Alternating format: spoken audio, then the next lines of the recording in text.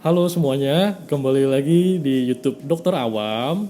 Di segmen ngobat kali ini ya, ngobrol bareng dokter spesialis. Di episode kali ini juga kita akan membahas positif sampai negatifnya efek goes terhadap kesehatan.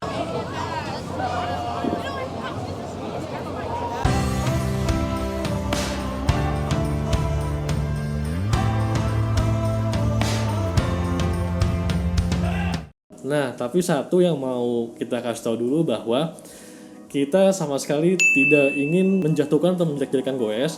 Justru goes itu merupakan salah satu latihan fisik yang direkomendasikan bahkan oleh WHO juga loh.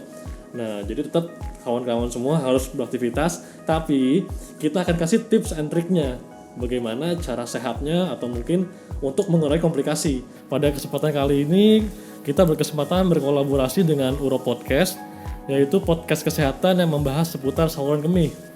Dan gak kalah serunya juga nih guys, kita dapat narasumber yang tentunya udah ahli banget di bidangnya. Nah, kita sambut saja langsung Profesor Dr. Med. Dr. Akmal Taher, spesialis urologi konsultan.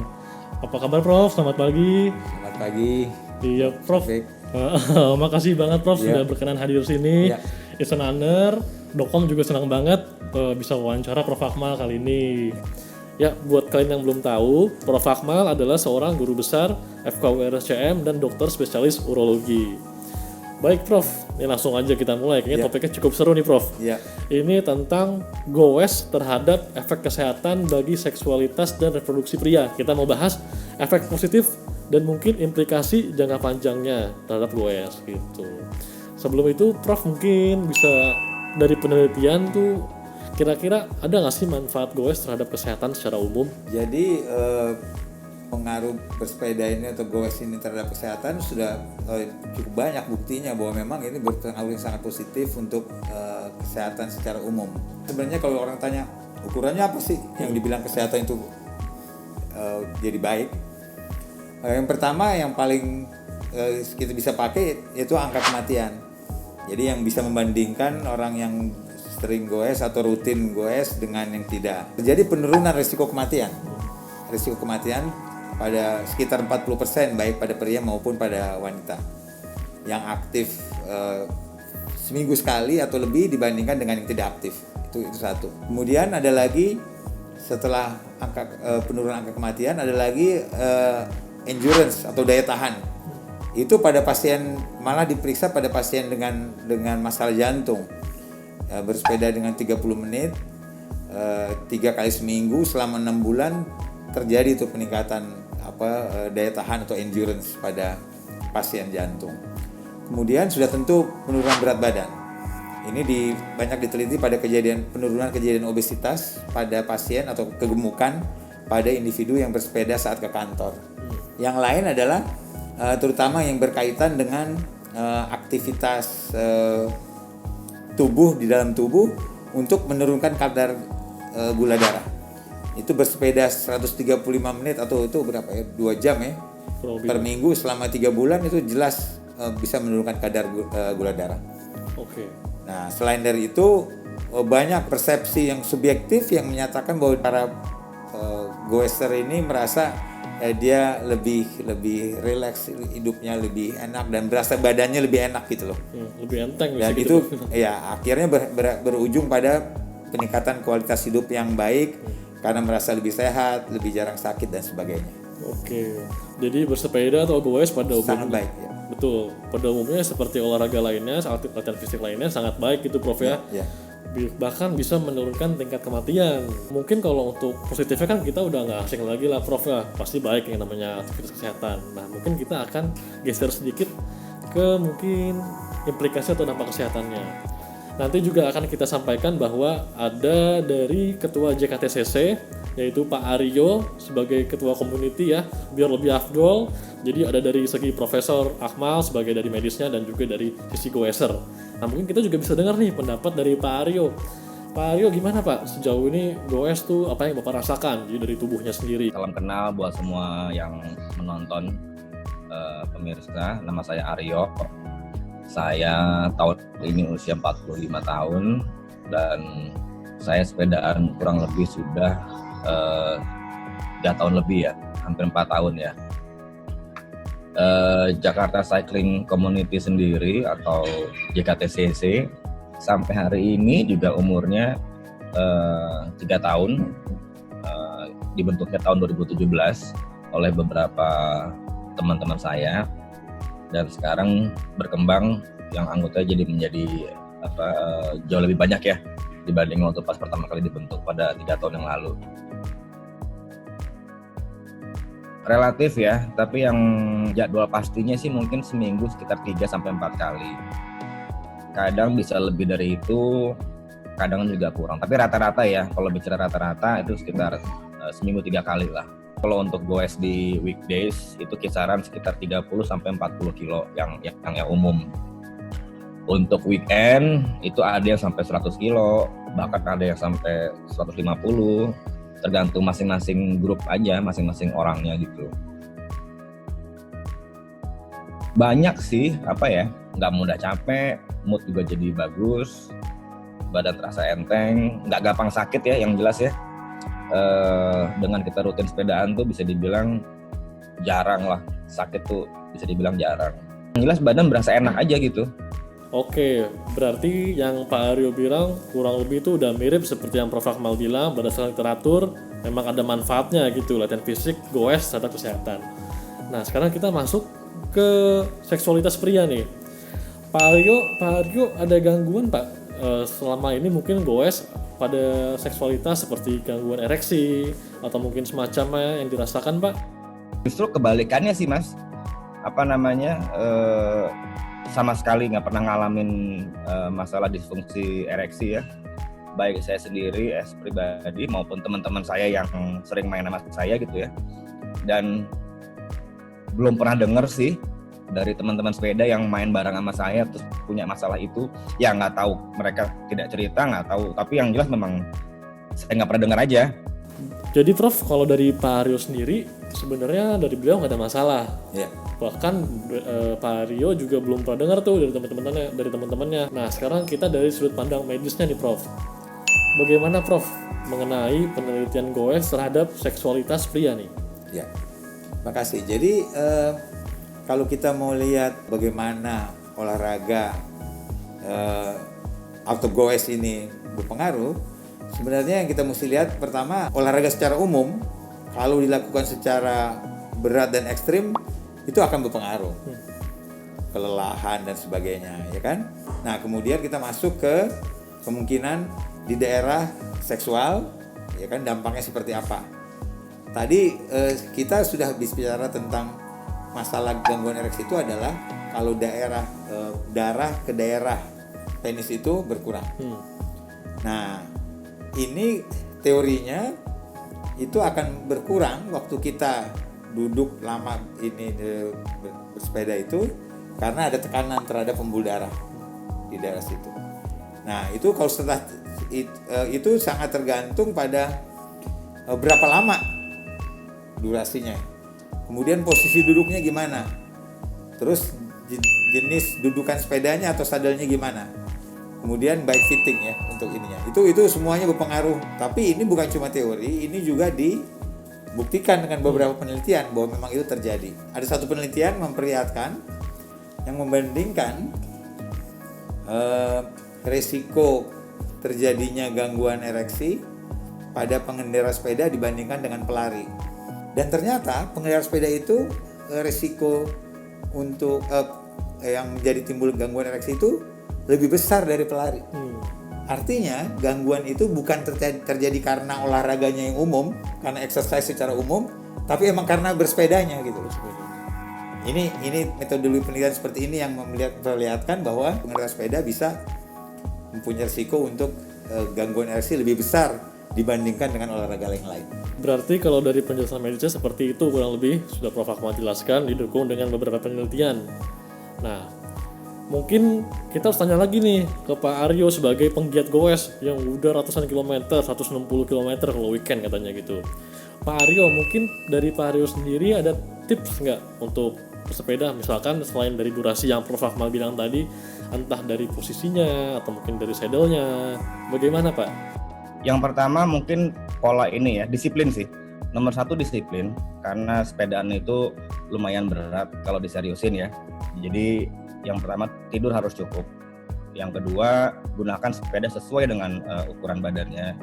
Udah gitu juga harus di fitting agar tidak menyakitkan persendian pada saat kita goes. Oke, terima kasih Pak Rio atas komentarnya. Baik Prof, kita kembali ke Prof Akmal lagi. Tadi juga sudah disebut tentang saddle-nya Prof, selain durasi, saddle. Menurut Prof, bagaimana sih saddle yang baik? Kan banyak tuh Prof, sepeda-sepeda dari yang runcing-runcing sampai yang lebar gitu. Kita harus pilih yang mana gitu Prof? Saddle itu salah satu faktor yang terpenting untuk menjaga aliran darah ke daerah penis itu. Oke. Nah, lebarnya saddle itu yang menentukan. Ada satu penelitian yang memperlihatkan terjadi itu penurunan sampai 70% aliran darah pada yang saddle sepeda biasa, yang runcing itu ya.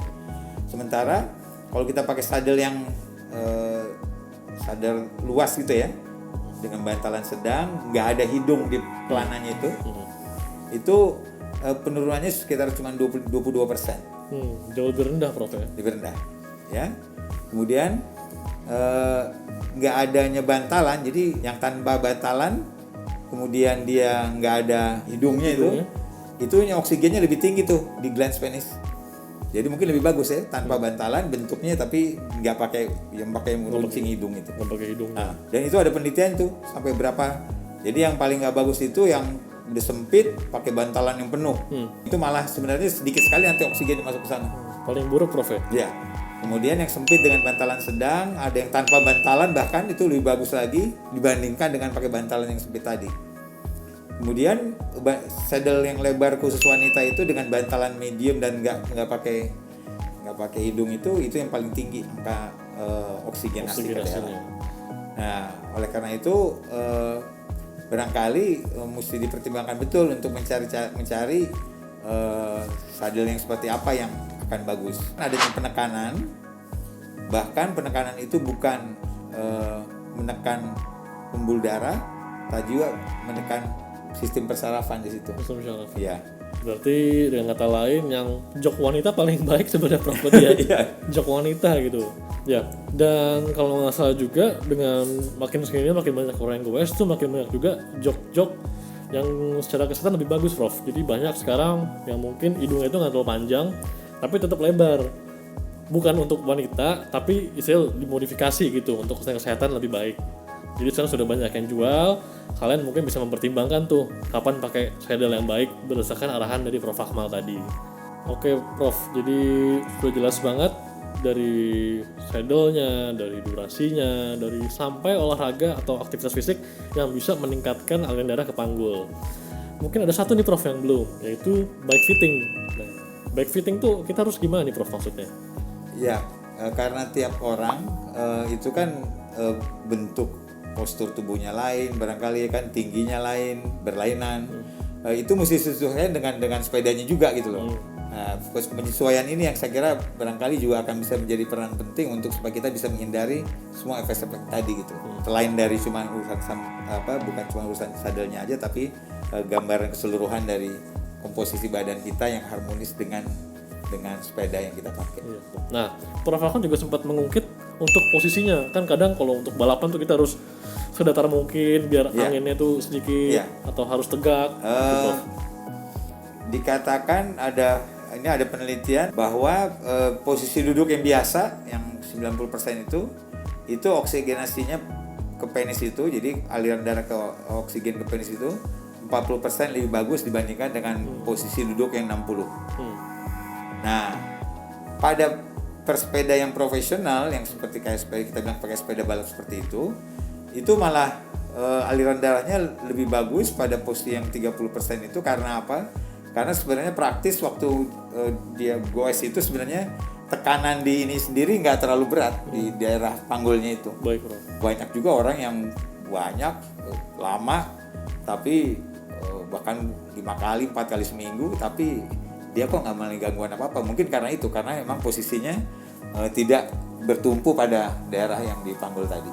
Baik, kita sudah mendengar opini, masukan dari Pak Aryo sebagai penggiat sepeda yang pengalaman cukup banyak, dan juga dari sisi medis yaitu Prof Akmal. Benar-benar bermanfaat banget ya guys, yang bisa kita terapkan untuk bersepeda nantinya. Baik, untuk Pak Aryo mungkin ada Pak 1-2 pertanyaan yang bisa dipertanyakan ke Prof Akmal mungkin? Implikasi jangka panjang kali ya dari sudut pandang dokter, karena kan saya dari sudut pandang goeser nih, orang yang main sepedanya kan, saya nggak tahu apakah mungkin dari sudut pandang dokter, apakah ada implikasi jangka panjang dalam arti kata tuh, let's say 3 tahun, 5 tahun, apakah ada efek samping dari sepedaan yang rutin gitu terhadap reproduksi? Ya Prof, jadi Pak Aryo nanya mungkin ada nggak efek jangka panjang bisa terhadap selain seksualitas yang sudah kita sebutkan tadi, mungkin bisa nggak ke reproduksinya? Ya, sebenarnya sih kalau kita lihat di apa yang kita bisa dapat di perpustakaan sekarang ada, maupun nggak sebanyak dari gangguan ereksi ya, ada juga yang melihat pengaruh tadi bersepeda itu terhadap kualitas atau jumlah dari sperma. Memang terlihat ada sedikit penurunan, tapi saya kira kalau untuk yang ini saya akan masih mengatakan bahwa kita masih perlu data yang lebih banyak lagi untuk mengatakan bahwa memang ini berpengaruh terhadap jumlah sperma dan sebagainya.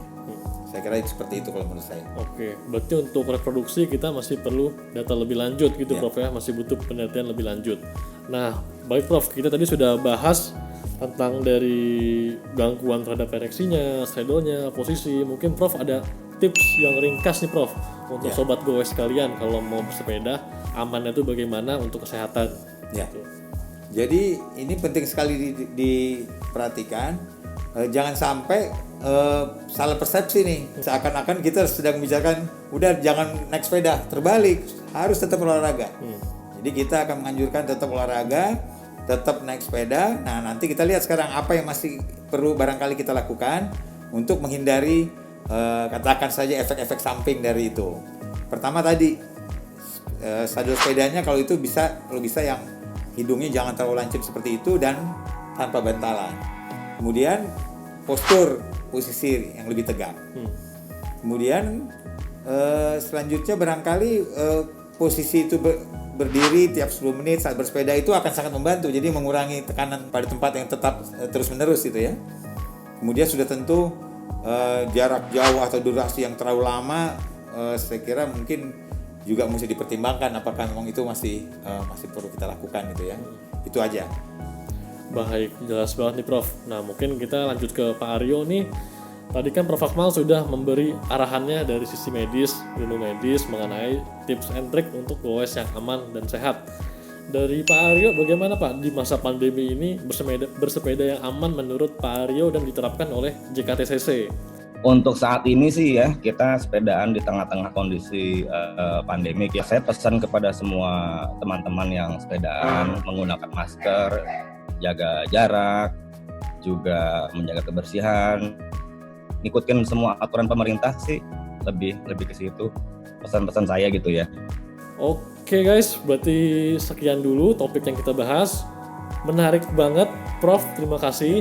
Ada satu yang saya suka dari Prof tadi, bahwa goes itu tetap direkomendasikan karena merupakan latihan fisik.